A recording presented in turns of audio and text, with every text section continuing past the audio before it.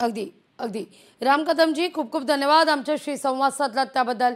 या सगळ्याविषयी बोलण्याकरता माजी महापौर किशोरी पेडणेकर आपल्यासोबत जोडल्या गेलेल्या आहेत। ताई, हे सगळं वक्तव्य पाहिल्यानंतर एक असाच सवाल उपस्थित केला जातोय, आता आनंद दिघेंचा फोटो बाळासाहेबांसोबत ठाकरेंच्या शिवसेनेला रुचत नाहीये का?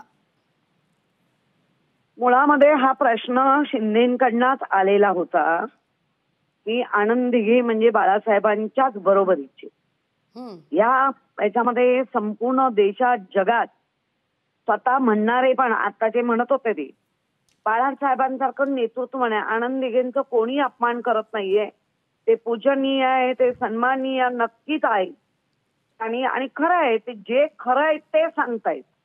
ते त्यावेळेला जेव्हा होते जिवंत असताना ते जिल्हा प्रमुख म्हणूनच होते, ठाण्या पालघर याचे ते नक्की प्रमुख होते, कारण त्यांच्यावर आम्ही काम केलंय। आम्ही कुठेही त्यांचा अपमान करण्याचा संजय राऊतांचा नक्कीच मानस नसणार, परंतु जेणेकरून हेच लोक सांगत आलेले आहेत शिंदे लोक की बाळासाहेबांची बरोबरी कोणाबरोबर होऊ शकत नाही। मग प्रश्न येतो, मग नाही होऊ शकत तर आनंद दिघे हे आनंद दिघे, त्यांची वेगळी एक हे आहे ठाण्यामध्ये, ते कधी मुंबई त्याच्यापर्यंत नव्हते। हे आता शिंदे गट फुटताना त्यांना त्याची गरज लागली नाही, तर ते आधी वापरत नव्हते। त्यामुळे आनंद दिघेंचा अपमान अजिबात नाही। आणि आता जे राम कदम तोंड वर करून सांगत होते काँग्रेसच्या दुकान वगैरे, बाळासाहेबांनी अनेकदा काँग्रेसला मदत केली आहे, अनेकदा। आमच्यामुळे काँग्रेसचा महापौर पण बसलाय, जो आता खासदार म्हणून मिरवतोय त्याचा मुलगा। त्यामुळे उगाच काहीतरी इतिहास चुकीचे सांगून स्वतःची पोळी भाजू नका। आणि आम्ही जर म्हणताय काँग्रेसच्या मांडीवर जाऊन बसलात तर काँग्रेसचे सगळे प्रमुख भ्रष्टाचारी नेते तुमच्या कशावर येऊन बसले, खांद्यावर बसले, डोक्यावर बसले, मांडीवर कुठे बसले, त्याचंही उत्तर द्यावं।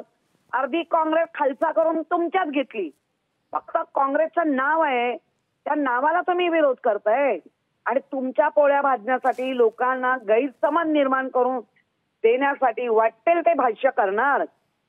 तुम्हाला चान्स मिळाला तर बोला आपलं।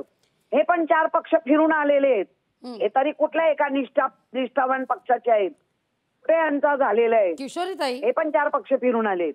अगदी किशोरीताई, मुद्दा लक्षात येतोय तुमचा, पण आता या निमित्तानं असाही सवाल एक उपस्थित होतोय की शंका उपस्थित केली जाते, बराचसा पहा महाराष्ट्रात असे अनेक बॅनर लागले जातात, पोस्टर लावले जातात कार्यकर्त्यांकडून, प्रसंगी कार्यकर्त्यांचा फोटो मोठा दाखवला जातो या ठिकाणी आणि गुरुचा किंवा मग अध्यक्षाचा फोटो अगदी छोटा दाखवला जातो। असाच काहीसा प्रयत्न असेल तर इतकी टीका करण्याची काय गरज आहे? बघा, एक तर संजय राऊत आहेत ते, ओके, ज्या गोष्टीला फोडणी घालायला नाही पाहिजे त्या गोष्टीला ही लोक विरोधक मुद्दाम अजून फोडणी देत आहेत। संजय राऊतांनी जे सत्य आहे, म्हणजे तुम्हाला म्हणायचं हा खोडसाळ पण आहे? हा, जे खरं आहे सत्य ते जर सांगितलं असेल आणि ह्यांनी जे काय खोडसाळपणा करून लोकांवर निंबवण्याचा प्रयत्न केला असेल, त्याला आता जर थोडीशी तडा जातोय तर त्यांना लागणारच नाही या सगळ्या गोष्टी। बाळासाहेब हे बाळासाहेब, असे दिघे साहेब हे दिघे साहेबच, पण ते ठाणा पालघर वगैरे इथपर्यंत होते, पुढे यायच्या आधीच त्यांची म्हणजे आमच्यातनं निघून गेले।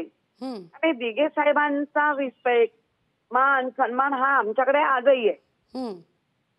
म्हणजे ताई, तुम्हाला थेट असं म्हणायचं आहे की शिंदेच्या शिवसेनेच्या मनात बाळासाहेबांसंदर्भात काहीसं स्थान आहे, दिघे साहेबांसंदर्भात एक मोठं स्थान आहे आणि हेच कुठेतरी अप्रत्यक्षपणे दाखवण्याचा प्रयत्न? मी मोठं छोटं बोलणार नाही, मोठं छोटं नाही, फक्त स्वार्थासाठी जेवढं वापरता येईल तेवढं वापरायचंय बस। मग ते बाळासाहेब असू दे, दिघे साहेब असू दे, कोणी असू दे, ते वापरतायत आणि करतायत। ज्यांनी दिघेंना बघितलं नाही, ज्यांनी बाळासाहेबांना बघितलं नाही, त्या बाया ते पुरुष केवढ्या मोठ्या मोठ्या व्याख्यानं देत आहेत, काय काय समजायचं उगाच। लोकशाही मराठी ऐका, पहा, जागरूक रहा।